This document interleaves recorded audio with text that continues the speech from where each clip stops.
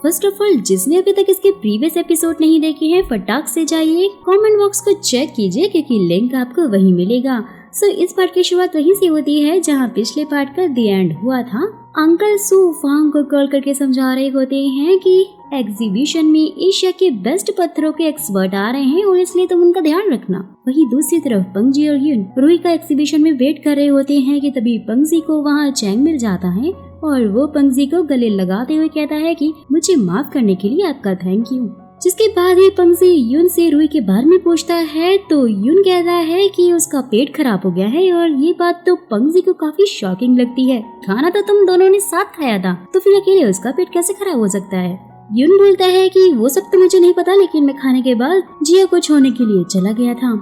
तो फिर एग्जीबिशन में घूमते हुए यून की नजर उसी लेडी सप्लायर की शॉप पर पड़ती है जहाँ पर बहुत ज्यादा भीड़ लगी हुई थी। तो चैंग उन्हें बताता है कि उसके यहाँ से निकले सारे पत्थर पुरानी नदी के हैं जो कि ज्यादातर ग्रीन जेड स्टोन के ही निकलते हैं। और ये सुनते ही पंगजी तो एक्साइटमेंट में जाकर एक पत्थर खरीद लेता है और जैसे ही वो उसे कटवाता है ना तो वो अंदर से व्हाइट कलर का निकलता है।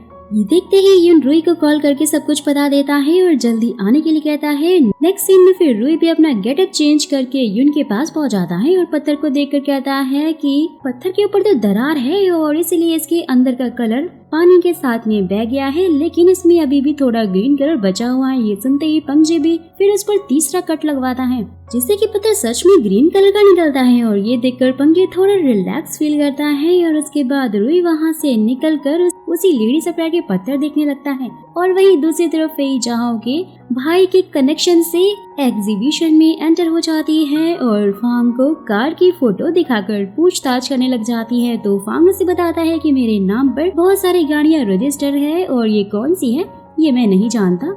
ये बोलते वो वहाँ से चला जाता है। यहाँ पर चैंग रूई को कॉल करके बताता है कि लेडी सप्लायर सभी को नई नदी के पत्थर निकालकर पुरानी नदी का कहकर बेच रही है और यही बात वो यून और पंगजी को भी समझाता है। और ये सुनते ही यून फिर उस पत्थर और बाकी लोगों को लेकर लेडी सप्लायर के पास पहुंचकर उसकी शॉप पर हल्ला करने लगता है, जहां पर फिर उसी टाइम यीविंग और फांग भी पहुंच जाते हैं। जिसके बाद रूई फिर यून को कॉल करके पुरानी नदी और नई नदी के पत्थरों के बीच बहुत बड़ा अंतर उसे बताता है और यही चीज यून भी सबको बता देता है।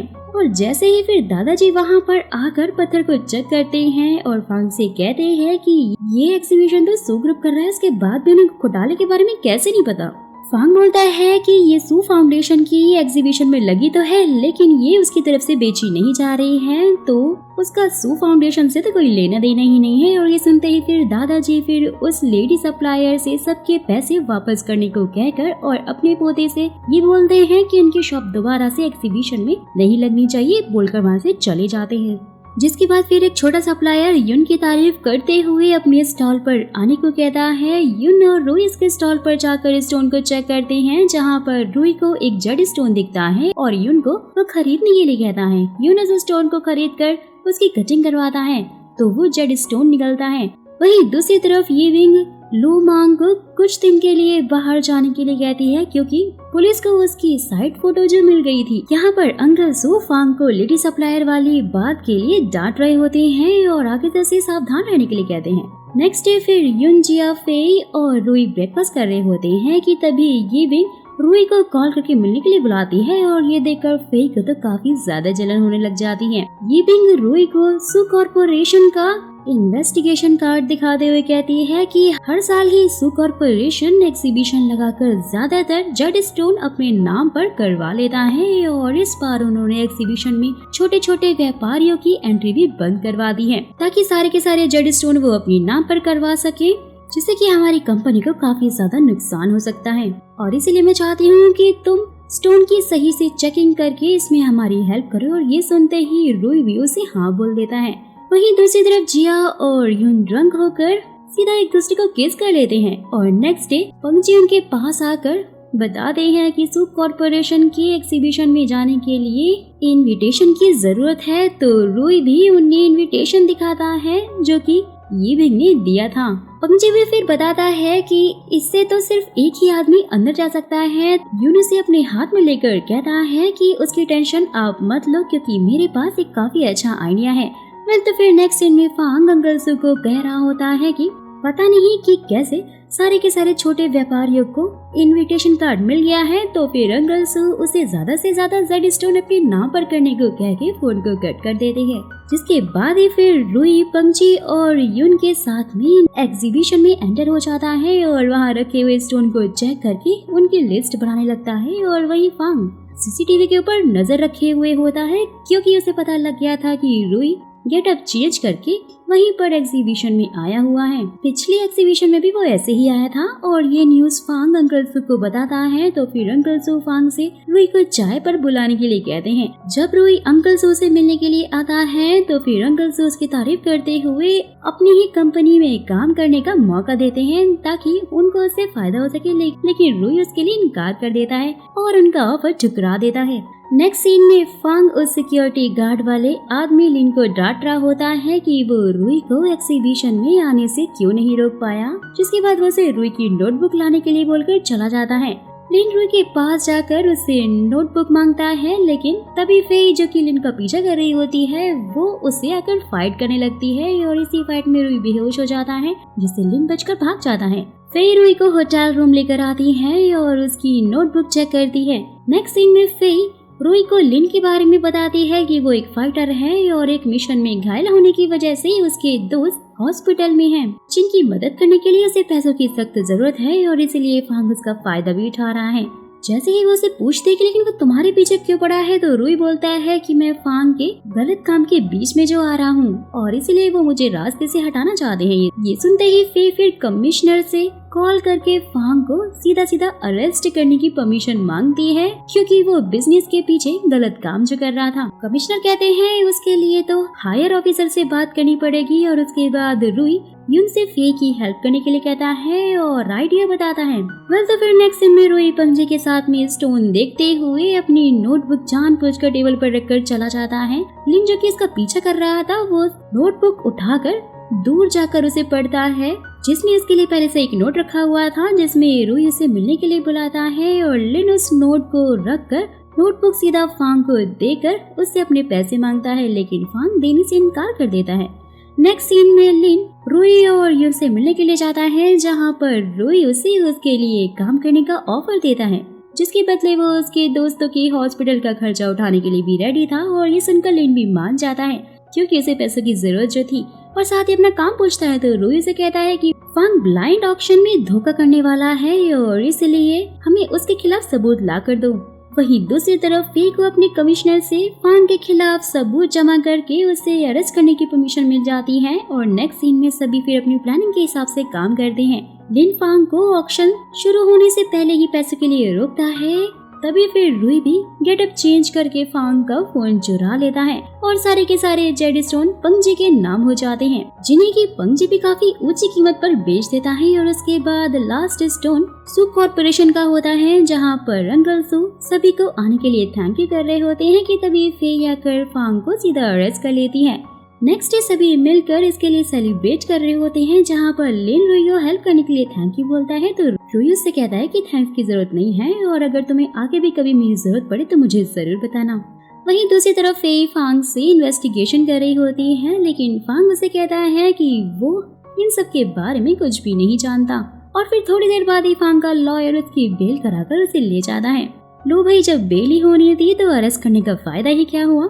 वहीं फिर रुई भी घर आकर सीधा अंकल डा से मिलता है, जो कि उसकी पिंकजो सिटी में किए हुए काम के लिए काफी तारीफ करते हैं कि तुमने कम उम्र में बहुत कुछ हासिल कर लिया है। और ये तो काफी अच्छी बात है कि तभी रुई को किसी का कॉल आता है और वो वहाँ से एंटीक मार्केट पहुँच जाता है, जहाँ पर पंजे और युन ने उसके लिए एक एंटीक शॉप खरीद कर रखी हुई होती है और वो उसके लिए सेलिब्रेट करते हैं और साथ ही उसे सरप्राइज भी देते हैं। नेक्स्ट डे प्रोडक्ट सप्लायर युन को कॉल करके कहता है कि वो प्रोडक्ट नहीं दे पाएगा और तुम्हें खुद आकर लेना होगा। तो रुई और युन इसके पास जाने लगते हैं कि तभी लिन उनके पास आकर कहता है कि उन्हें सिक्योरिटी गार्ड की जरूरत है और इसीलिए वो वहाँ पर आया है। ये सुनते ही रुई उसे अपना बॉडीगार्ड और शॉप का सिक्योरिटी गार्ड बना लेता है कि तभी यीबिन रुई को कॉल करके ब्रेकफास्ट पर चढ़ने के लिए कहती है। तो रुई से मना कर देता है कि वो सामान लेने के लिए जा रहा है, जिससे कि फिर यीबिन भी उसके साथ जाती है, लेकिन रास्ते में उसका काफी बुरा वाला एक्सीडेंट हो जाता है।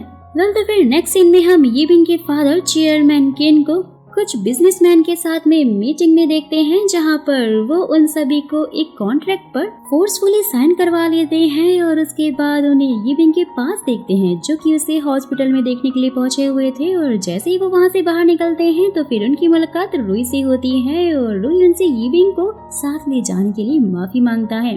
अंकल किम उसे माफ भी कर देते हैं और यीबिंग के पास जाने को कहकर वहाँ से चले जाते हैं।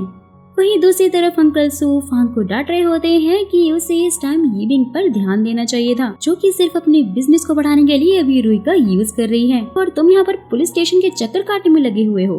कल तो फिर नेक्स्ट डे जब रुई और युन शॉप पर पहुँचते हैं तो लिन उन्हें बताता है कि उसे पुलिस का कॉल आया था और उनके इन्वेस्टिगेशन से ये पता लगा कि हमारा एक्सीडेंट हुआ नहीं था बल्कि करवाया गया था। गाड़ी के ब्रेक से छेड़छाड़ की गई थी और ये सारा काम हो ना हो फांग का ही होगा, क्योंकि फांग तो टिंगजू में भी रुई को मरवाना चाहता था।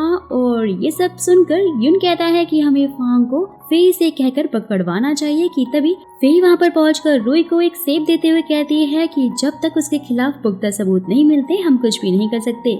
नेक्स्ट सीन में हम फेई और जहां को एक आदमी के पास में देखते हैं, जो कि हथियार बनाने का काम करता था और उसी के बनाए हुए हथियार से यू का कत्ल हुआ था।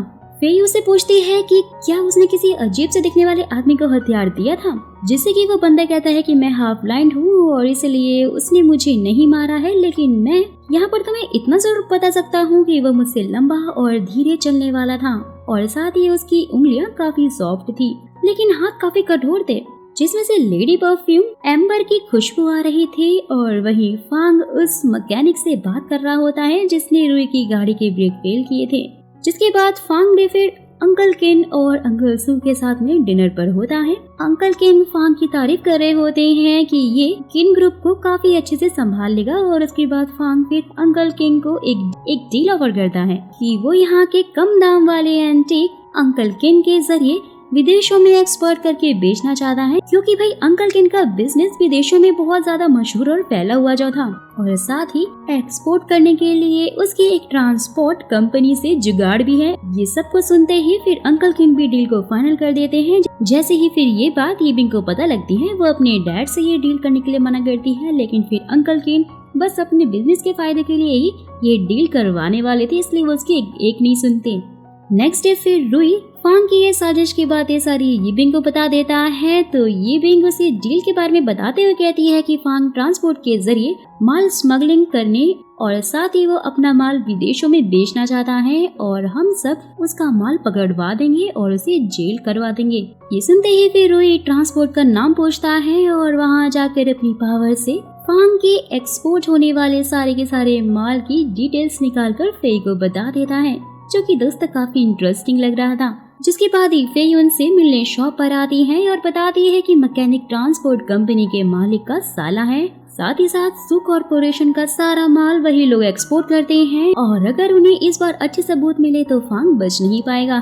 कि तभी टीचर जिया वहाँ पर आकर युन पर गुस्सा होकर चली जाती है, क्योंकि उसने जो भी फूल उन्हें गिफ्ट किए थे उससे उन्हें फेस पर एलर्जी हो गई है और काफी परेशानी भी हो रही है। जिसके बाद फेई और जहाओ ट्रांसपोर्ट कंपनी के ट्रक्स को रोककर फांग का माल जब्त कर लेते हैं। वहीं दूसरी तरफ अंकल किन अंकल सू को कॉल करके उनकी सेफ्टी के बारे में पूछते हैं, ताकि वो उनकी नई लोकेशन के बारे में पता करके पुलिस को बता सके और पता लगते ही वो पुलिस को बता भी देते हैं। वहीं दूसरी तरफ फेई यीबिंग को हेल्प करने के लिए उसे थैंक यू बोल रही होती है और ये सारी बातें सुनकर तो फांग यीबिंग पर ही चाकू से हमला करने के लिए उसकी तरफ बढ़ता है, लेकिन उसे फेई पकड़कर सीधा अरेस्ट कर लेती है और यीबिंग को अकेले बाहर निकलने के लिए मना करके जाने लगती है। कि तभी यीबिंग के अंदर से उसे उसी परफ्यूम की खुशबू आने लग जाती है जैसे कि उस आदमी ने बताई थी और उसे यीबिंग पर शक होता है। जिसके बाद यीबिंग भी आते हुए अंकल किन और उनके असिस्टेंट की सारी बातें सुन लेती है, जहाँ पर असिस्टेंट बोल रहा होता है कि उन्होंने लोकल मार्केट से सू कॉर्पोरेशन को हटाकर खुद का बिजनेस जमा लिया है, यानी कि वो अंकल सू को पहले से ही हटाना चाह रहे थे। जिसके बाद रुई अंकल डा के साथ में बैठा हुआ होता है कि तभी मैनेजर ली आकर उसे रुई को शॉप की रॉबरी में खराब हुई चीजों के बारे में बताता है, जिसमें कि आँख की आकृति का भी नुकसान हुआ था। और ये सुनते ही रुई फेई को कॉल लगाकर उस आकृति को देखने की जिद करने लगता है। जिसके लिए पहले तो फे मना करती है, लेकिन बहुत रिक्वेस्ट करने पर वो मान भी जाती है। नेक्स्ट सीन में रुई और अंकल डा रुई के घर जा रहे होते हैं कि तभी उन्हें बाहर अंकल किन मिलते हैं। अंकल डा रुई को अंकल किन के साथ छोड़कर ही चले जाते हैं और अंकल किन रुई को अपने साथ बिजनेस करने का और साथ ही उसे यूक्रेन चलने का भी ऑफर देते हैं, क्योंकि उसने जो कुछ भी फैसले जेडस्टोन को लेकर लिए थे वो हमेशा सही थे। तो वो उसे अपने प्रॉफिट का 10% देने के लिए भी वादा करते हैं, लेकिन रुई उन्हें मना कर देता है। बोलता है कि अब तो उसे बिजनेस में कोई भी इंटरेस्ट नहीं है और वो एंशिएंट चीजों के बारे में और जानना चाहता है। ये सुनते ही फिर अंकल किन जाते हुए से बताते हैं कि येविंग ने यूक्रेन जाने से पहले मुझे यही कहा था कि तुम मना कर दोगे, और वो अपने बिजनेस के लिए यूक्रेन चली गई है और म्यांमार में स्टोर एग्जीबिशन में जाने वाली है। ये सुनते ही रुई को काफी बुरा फील होता है, क्योंकि वो उसे बिना बताए जो चली गई थी। नेक्स्ट सीन में यून जिहा को मना लेता है और उसे प्रपोज करता है और वो उसका प्रपोजल भी एक्सेप्ट कर लेती है। दोनों फिर घर आकर रोमांस करने लग जाते हैं कि तभी रुई भी वहाँ पहुँच जाता है और उन्हें देख लेता है और जाने ही वाला होता है। तो जिया उससे अपनी रिंग दिखाते हुए कहती है कि ये काफी कीमती रिंग है जो कि यून ने मुझे दी है, जिसे कि फिर रुई से कहता है कि अरे ये तो चोर बाजार से खरीदी हुई नकली है। और ये सुनते ही जिया वो रिंग यून के मुंह पर फेंक कर वहाँ से चली जाती है और यून गुस्से में रुई पर चिल्लाता है कि तुमसे मेरी खुशी बर्दाश्त ही नहीं होती है और तुम भी देखना सिंगल ही मरोगे। कल तो फिर नेक्स्ट डे रुई अपनी पावर से उस आँख की आकृति को देख रहा होता है और फेई उसे बताती है कि दादाजी ने कहा है कि ये नॉर्मल है, लेकिन उसके बाद भी आखिर ये उसे चुराने के लिए क्यों आया था? तुम्हें भी कुछ मिला है क्या? तो फिर रुई कहता है कि नहीं, फिलहाल तो मुझे कुछ नहीं मिला। कि तभी यून आकर फेई को बताता है कि हम येविंग से मिलने के लिए कल यूक्रेन जा रहे हैं। और ये सुनते ही फेई गुस्सा हुआ वहाँ से चली जाती है, क्योंकि शायद उसे भी जेलसी हो रही थी। वेल तो फिर नेक्स्ट सीन में यूक्रेन सिटी दिखाया जाता है, जो कि काफी ज्यादा खूबसूरत लग रहा था, जहाँ पर सभी लोग येविंग से मिलने के लिए पहुंचे हुए हैं। और उसके बाद येविंग रुई को अपने साथ लंच पर लेकर जाती हैं, जहाँ दोनों बातें ही कर रहे होते हैं कि तभी फेई मैडम भी वहाँ पर पहुंच जाती हैं अपने धाकड़ स्टाइल में। और साथ ही फिर वो येविंग से उसके परफ्यूम के बारे में पूछती है, तो येविंग बताती है कि वो तो अपने रूम में धूप लगाती है और ये शायद उसी की स्मेल होगी। तभी फिर वेट्रेस वहाँ पर 3 दारू की बोतल्स लेकर रख देती है। फेई के चेहरे से साफ पता लग रहा था कि रुई को उसके साथ में देखकर उससे जेलसी हो रही है, इसलिए वो तीनों बोतल उठाकर वहाँ से लेकर जा रही होती है। तो रुई से रुकते ही पूछता है कि अचानक से तुम्हारा यूक्रेन आना कैसे हुआ और इतनी ड्रिंक्स का आखिर तुम क्या करने वाली हो, सब ठीक तो है ना?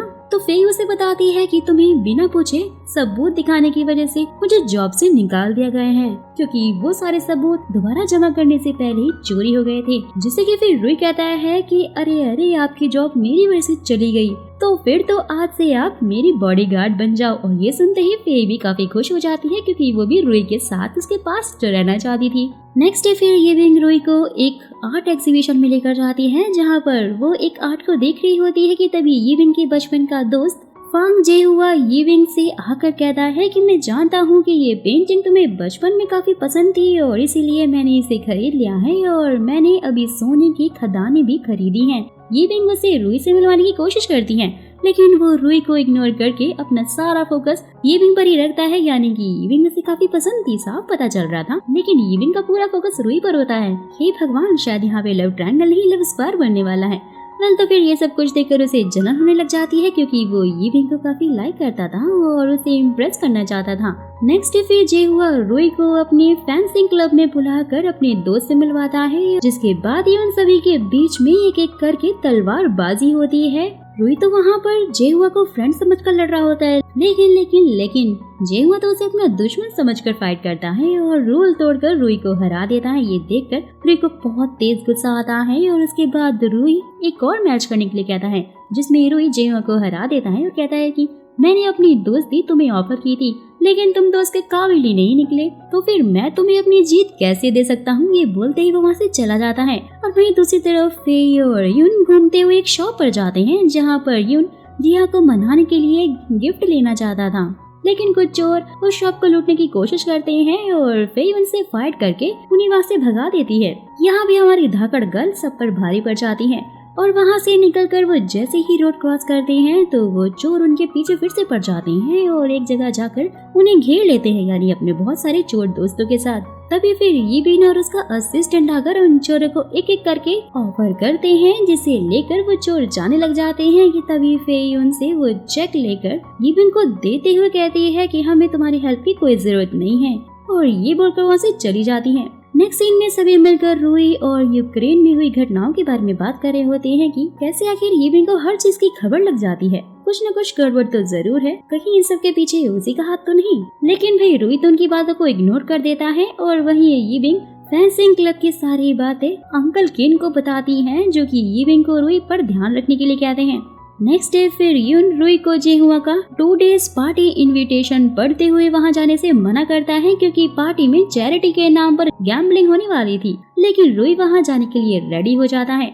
नेक्स्ट डे सभी रेडी होकर पार्टी में पहुंचते हैं, जहां पर फेई सबके बाद पार्टी में आती है और रूई उसे ढूंढने लगता है। फेई को हाई हील्स में कंफर्टेबल फील नहीं होता है और इसलिए वो वहाँ से जा रही होती है कि तभी वहाँ पर रूई उसे मिल जाता है और उसे अपने साथ एक ब्यूटीफुल रूम में लेकर जाता है, जहाँ पर बहुत सारे सुंदर सुंदर लाइटिंग लगी हुई थी। दोस्तों फेई तो बहुत ज्यादा सुंदर लग रही थी। रूई उसकी ड्रेस की तारीफ करता है, जिसके बाद दोनों फिर कपल की तरह डांस कर रहे होते हैं कि तभी थोड़ी देर में ही यून और लिन उन्हें ढूंढते हुए वहाँ पर पहुँच जाते हैं और उनकी वीडियो शूट कर रहे होते हैं। वो दोनों उन्हें देखकर रुक जाते हैं और यहाँ पर उनका रोमांटिक डिनर खराब हो जाता है।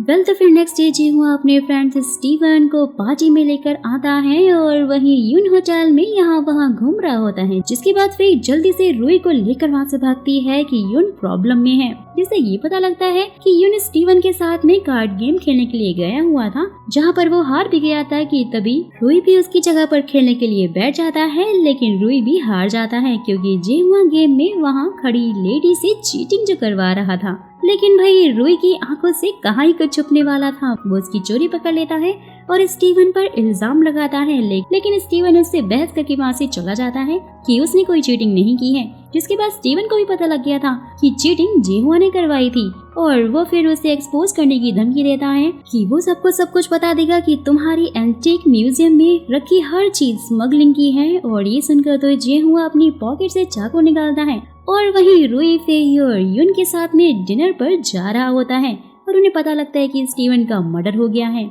कि तभी जेहुआ आकर पुलिस को कॉल करता है और वहाँ खड़े सभी लोग इसका सस्पेक्ट रूई को समझ रहे होते हैं, क्योंकि उनके बीच लड़ाई जो हुई थी, जिससे कि जेहुआ सबको रूई के रूम की तलाशी लेने के लिए कहता है, जहाँ पर उन लोगों को उसके रूम में एक चाकू मिल जाता है। रूई भी वहाँ पर अपनी पावर से सब कुछ देखता है कि जिसने इस चाकू से स्टीवन को मारा है उसकी खुद की उंगली पर चोट लगी है और वो ये बात सबको बताता है। ये सुनते ही जेहुआ रूई को ले जाकर एक रूम में बंद कर देता है। यानी कि दोस्तों यहाँ पर तो सोची समझी साजिश हो रही थी। वेल तो आगे की स्टोरी और भी ज्यादा इंटरेस्टिंग और मजेदार होने वाली है। अगर आप जानना चाहते हो कि आगे क्या हुआ तो जानने के लिए मेरे कमेंट बॉक्स को नेक्स्ट पार्ट सून से भर दीजिएगा। और हाँ, इस वीडियो का लाइक 1000 है। अगर ये 24 घंटे में कंप्लीट हो जाता है तो नेक्स्ट वीडियो आपको तुरंत ही मिल जाएगी। जाने से पहले अगर मेरा एक्सप्लेनेशन थोड़ा सा भी पसंद आया हो, वीडियो अच्छी लगी हो तो लाइक करना तो बिल्कुल मत भूलना। चैनल को सब्सक्राइब भी कर ही देना ताकि नेक्स्ट वीडियो आपको सबसे पहले मिल जाए।